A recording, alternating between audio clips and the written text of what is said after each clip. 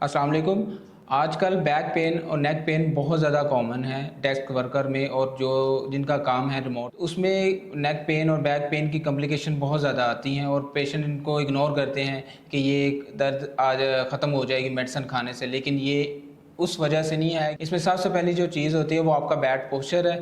दूसरी चीज़ जो होती है वो होती है आपकी लॉन्ग सीटिंग, लॉन्ग ट्रैवलिंग, जिसकी वजह से आपको पट्ठों में और जॉइंट में स्टिफनेस और स्पैज़म रहता है, जिसकी वजह से आपकी स्पाइन ज़्यादातर क्या होता है कि उसमें कॉम्प्लिकेशन जिस तरह राउंडेड शोल्डर हो जाता है, नेक फॉरवर्ड होना शुरू होती है।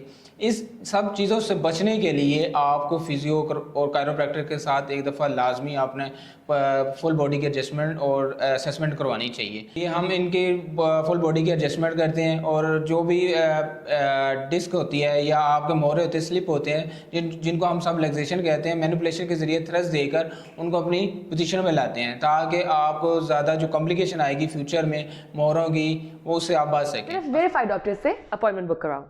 ओला डॉक, डॉक्टर का अपॉइंटमेंट आसानी से।